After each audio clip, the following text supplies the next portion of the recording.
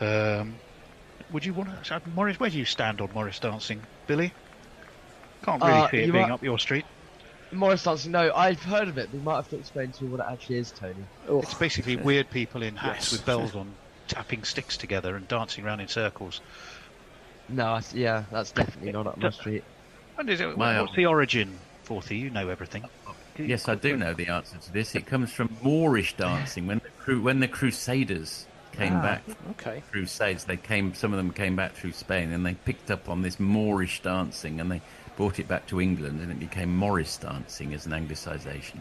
But I sort of sense it in sort of the 1300s, 1400s. Am I about the right sort of period, dancing around maypoles and tapping I their suppose sticks together?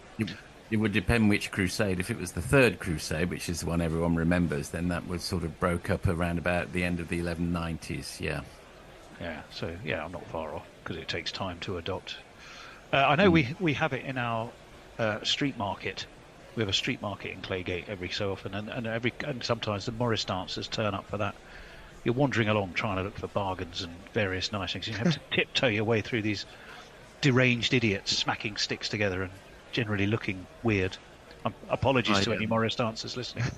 Well, my old history teacher was a Morris Sounds like a dancer. Newcastle night out, Tony. Yeah. Yeah. Avoid being smashed by a stick. His name was Frank Scotford, but we knew him as Fossil, and he was a Morris dancer. Hopefully not fossilised batshit, although he'd have been worth a bob or two apparently if he was. Well, it's drinks break, in case you wonder why we're talking about Morris dancing.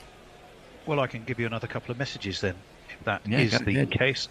Hello to Tahir Mohammed.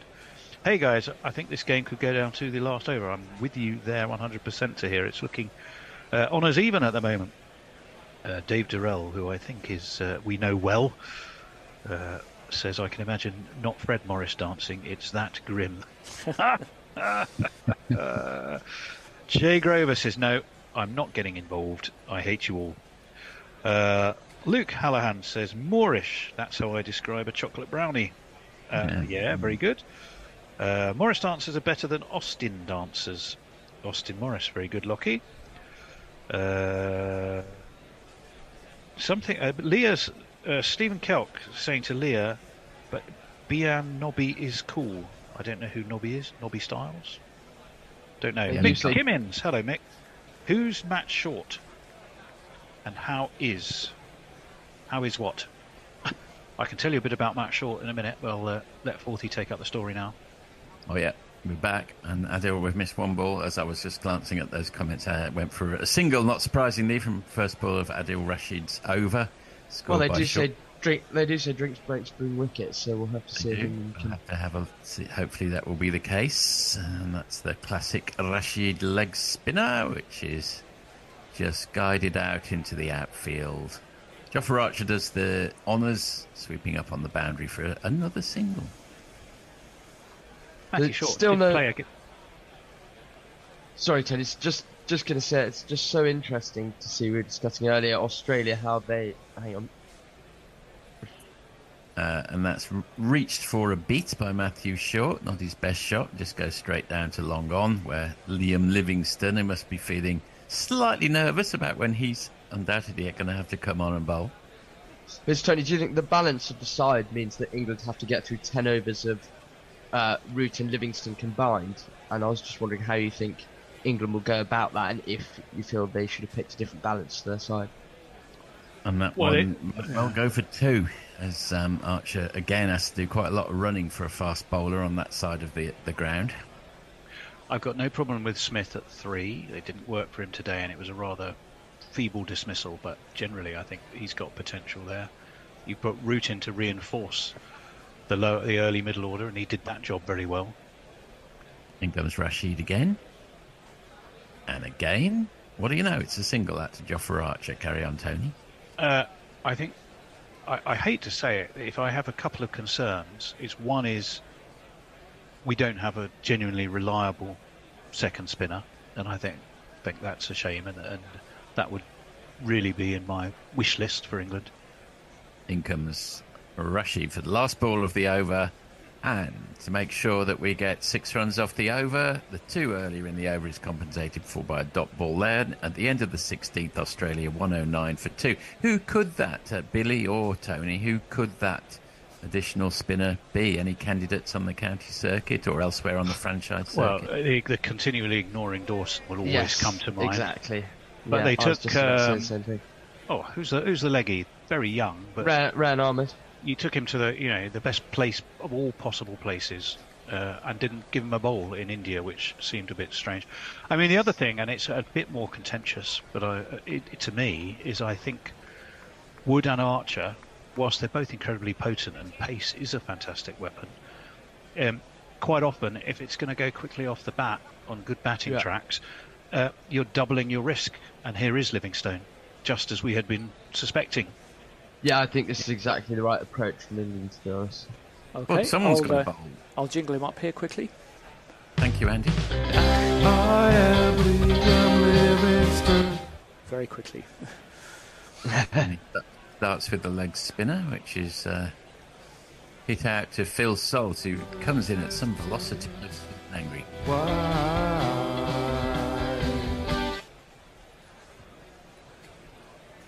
So the boring middle overs are proving just that. Occasionally something else happens, but lots of ones and occasional twos.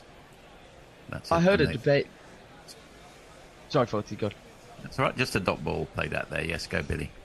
I heard a debate that I think it was from Nasser Hussain saying that it should be changed to 40 over cricket to try and avoid those kind of slow burning middle over passage. How about I don't know 20 what overs? you two think about that. Maybe 20 overs aside. That's hit straight to Joss Butler, who can only deflect it, and they'll come through for a single. There used to be 40 over aside on a Sunday afternoon, John Player League, of course, which was always quite fun. Oh, I used to love that. That's when I first really got into watching Middlesex, was John Player League. It was good fun, actually, 40 overs aside. And that's dragged down by Livingston. He gets away with it, hit straight back to the bowler by Labuschagne. He does hurry through his overs, which seems to actually really put batsmen off, and they look up and 6 balls have gone by. This is a good start from Livingston, 1 dot, 1 dot. And just as I say that, it's fine. It's hit down to long off. Harry Brook does the fielding, single. Sorry, it's hard to get you in when Livingston's bowling. No. More than all right. The thing that works in his favour is he can bowl off spin and leg spin. So if England do get the dismissal, a left-hander comes to the crease, then he can switch to the off spin. Who's a potential left arm fast merchant we could call on? That would be helpful. Ooh, and if Livingston had decided.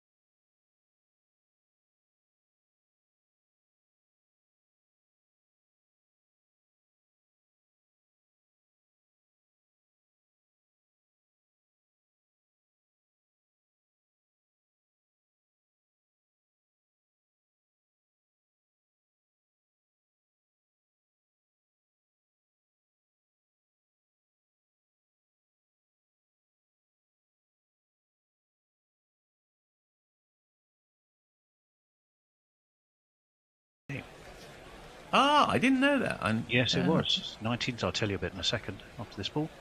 I know who opened for England. Yeah. And that pitched some leg stump and turns, and Short is not to be tempted by that dot ball. Boycott and Edrich, I think.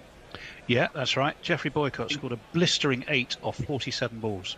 And I think I know who the Australian opening bowler was, and I think it was Froggy Thompson. It may have been. I'm not looking at all the scorecard here. Okay.